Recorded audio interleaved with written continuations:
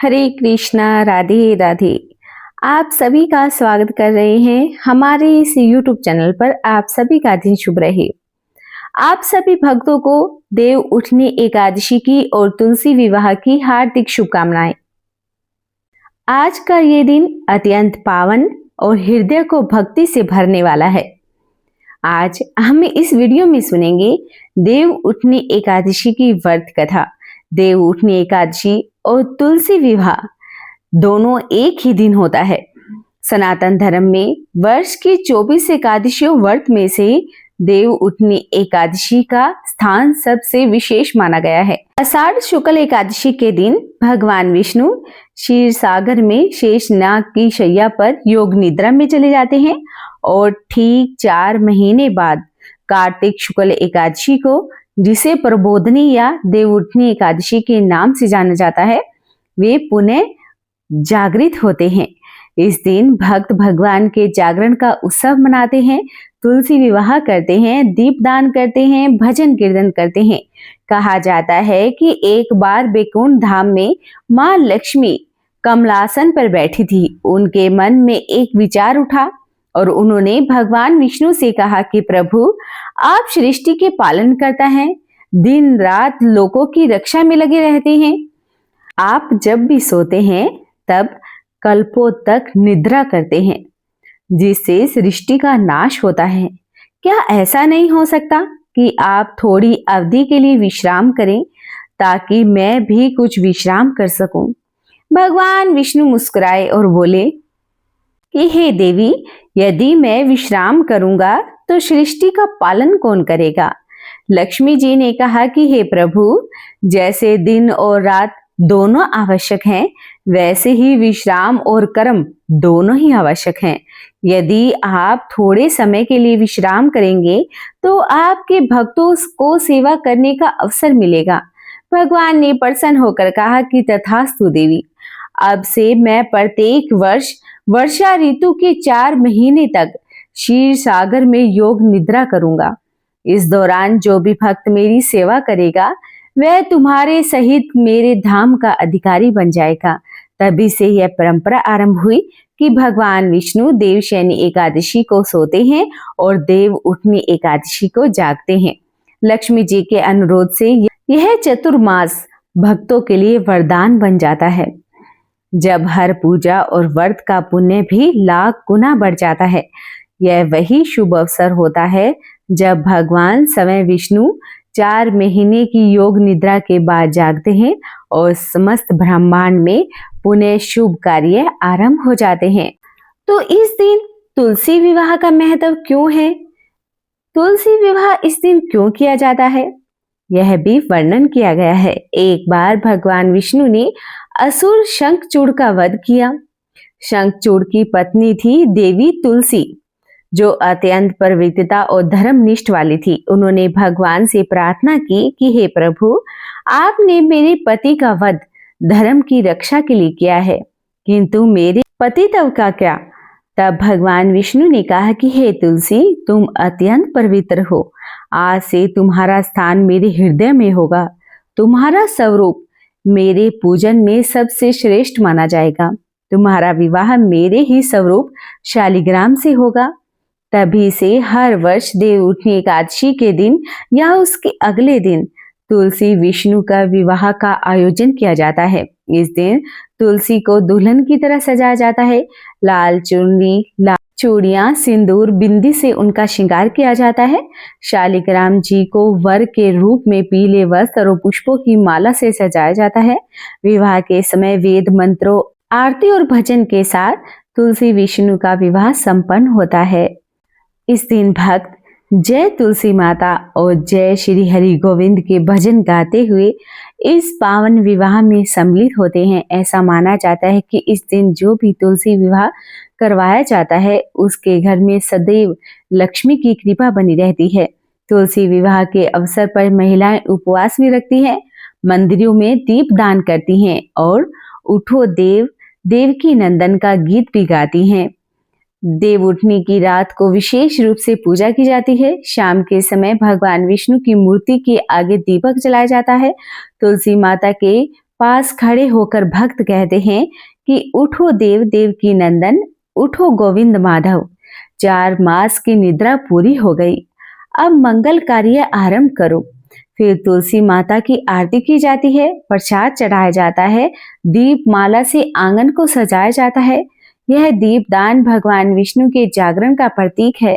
जब देवता उठते हैं तो सृष्टि में नई ऊर्जा का संचार होता है। इसी दिन से विवाह, गृह प्रवेश, यज्ञ, कथा, पूजन आदि शुभ कार्यों का आरंभ हो जाता है। तुलसी विवाह का आध्यात्मिक अर्थ भी अत्यंत गहरा है। यह केवल एक अनुष्ठान नहीं बल्कि आत्मा और परमात्मा के मिलन का प्रतीक है। तुलसी माता भक्ति का स्वरूप है और भगवान विष्णु परमात्मा का। जब दोनों का मिलन होता है तो भक्त के जीवन में भी ईश्वर से प्रेम और भक्ति का संगम होता है। तुलसी विवाह हमें सिखाता है कि सच्चा विवाह केवल शरीर का नहीं बल्कि आत्मा का होता है, जो प्रेम, समर्पण और श्रद्धा से जुड़ा होता है।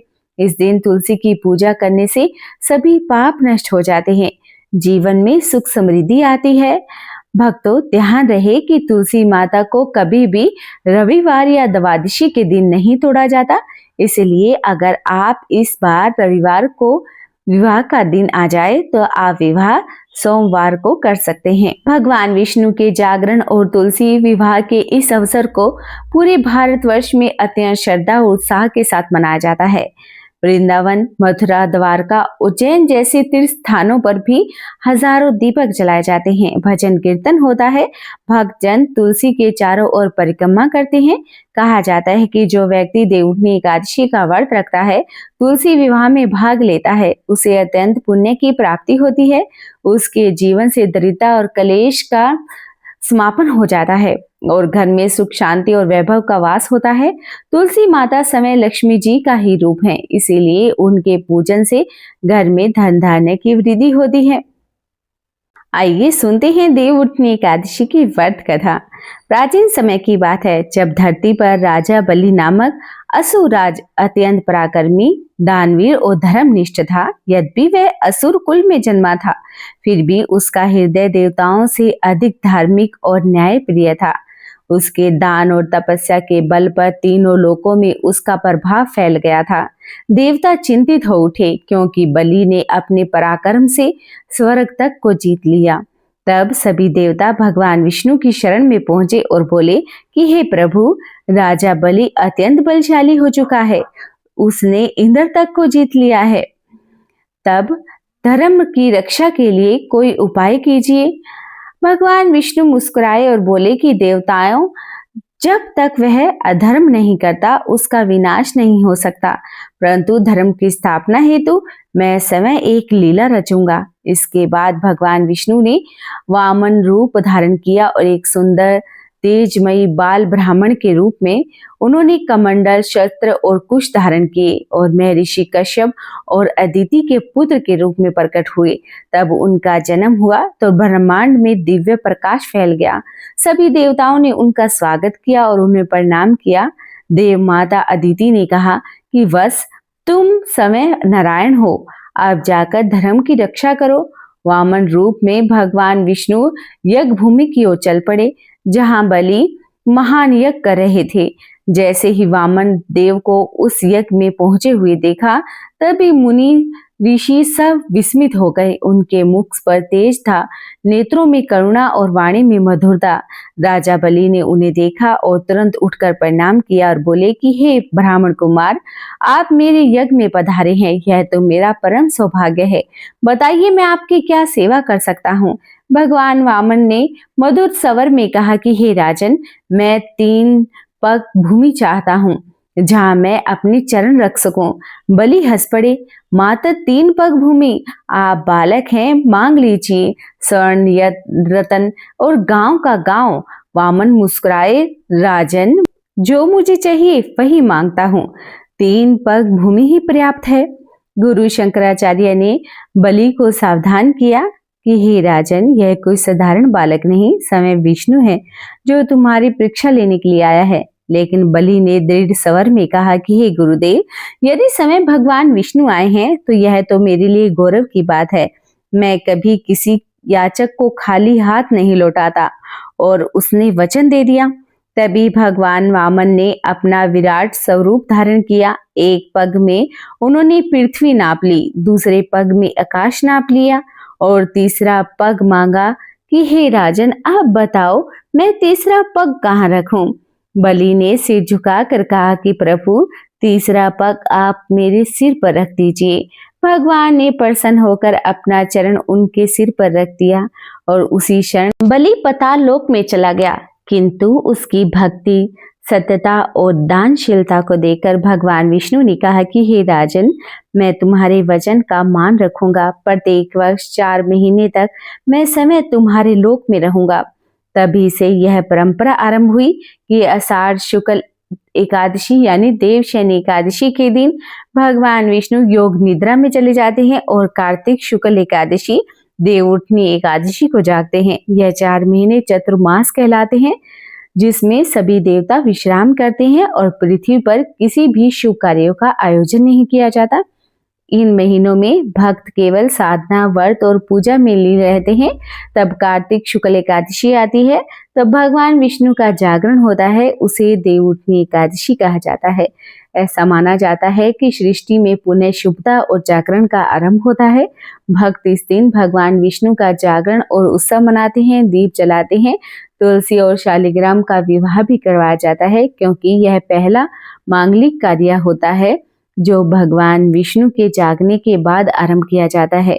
तुलसी विवाह इस बात का प्रतीक होता है कि भगवान विष्णु अब पुण्य जाग गए हैं और सृष्टि में धर्म, भक्ति और प्रेम की लहर फिर से बहने लगी है।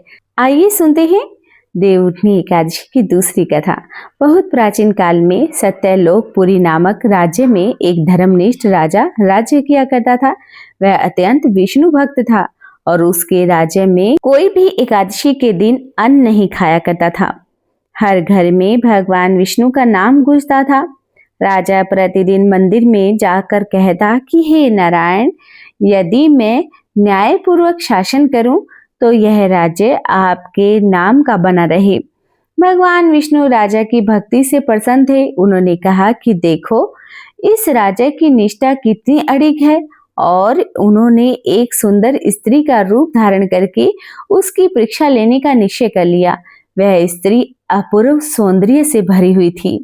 जब वह राजा के सामने पहुंची तो वह बोली कि हे राजन, मैं आपसे विवाह करना चाहती हूँ, पर मेरी एक शर्त है।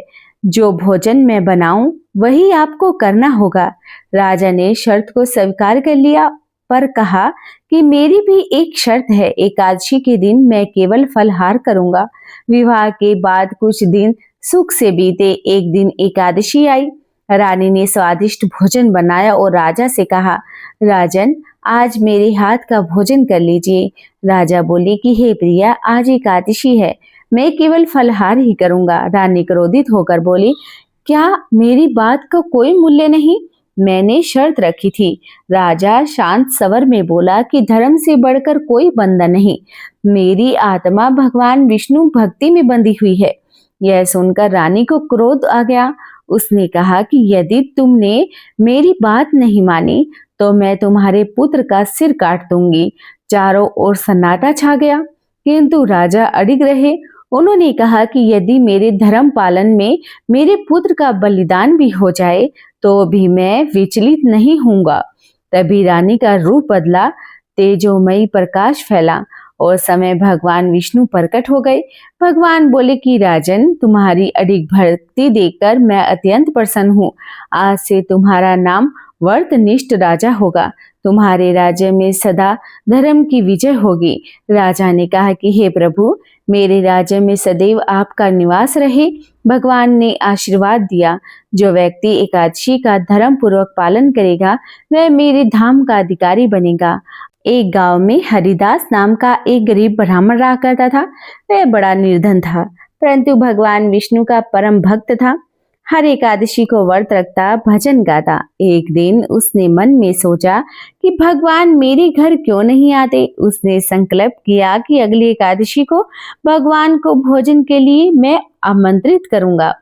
एकादशी के दिन उसने घर को साफ किया, तुलसी का मंडप सजाया और कहा कि हे प्रभु, आज मेरे छोटे से घर में पधारो।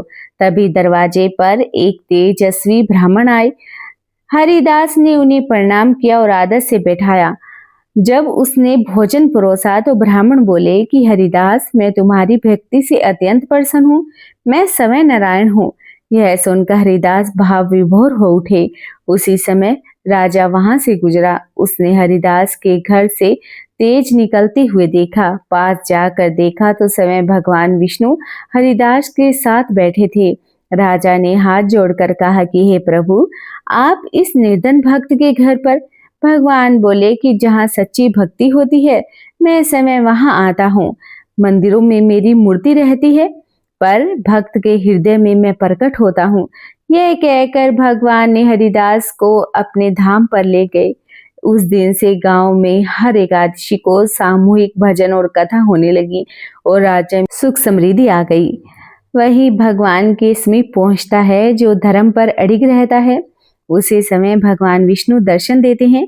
देव उठनी एकादशी हमें यह भी सिखाती है कि जैसे भगवान विष्णु योग निद्रा से जागते हैं, वैसे ही हमें भी अज्ञान की नींद से जागकर धर्म और भक्ति की मार्ग पर चलना चाहिए। इस दिन तुलसी विवाह, दीपदान, कथा श्रवण और दान का विशेष महत्व है। जो भक्त श्रद्धा से इस दिन व्रत करता है वह समस्त पापों से मुक्त होकर भगवान विष्णु के धाम को प्राप्त करता है।